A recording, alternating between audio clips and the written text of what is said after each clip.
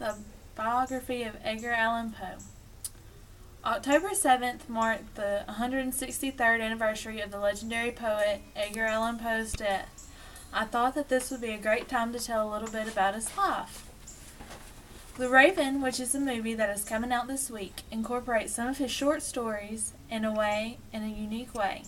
In the movie, a killer is taking Poe's short stories and making them a reality for his victims. It becomes Poe's job to figure out the clues from his stories and the clues the killer leaves to try to save the next victim. When his love interest becomes the target, will Poe be able to save her, or will she suffer the same fate as the other victims?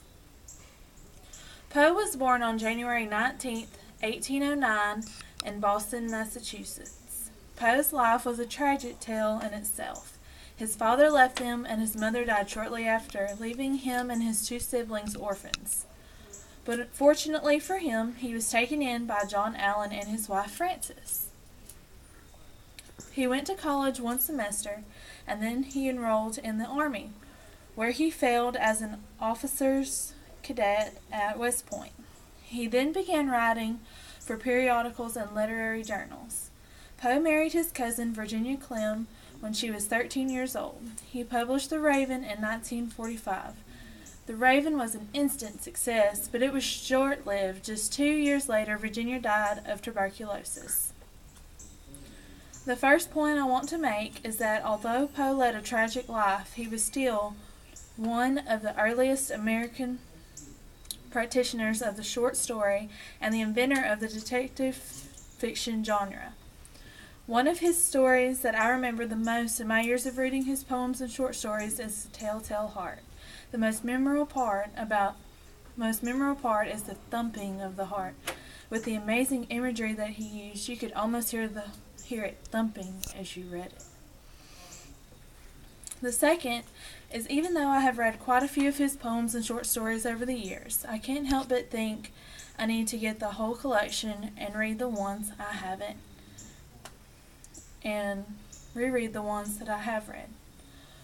When I watched the movie The Raven, it only made me feel this way more. It brought more of his creativity to light. This may be due to the way the movie was made, but I know I will be trying to read his work soon. The third point is, even though the beginning of his life was terrible, the most tragic was his death.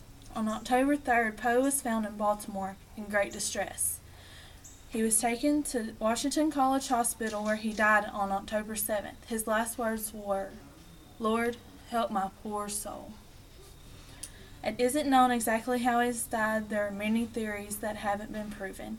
He was 40 years old. In conclusion, it seems as though the father of the detective stories was tormented either by the loss of his wife or the events that happened before her death. Either way, we owe him thanks for his dedication to his writing. Without him, we wouldn't have The Raven, Annabel Lee, The Black Cat, or The Cask of Amontillado, which are some of his more popular works. Edgar Allan Poe's works are as compelling today as they were a century ago. A bright, imaginative thinker, Poe crafted poems and stories that still shock, surprise, and move modern readers. Thank you.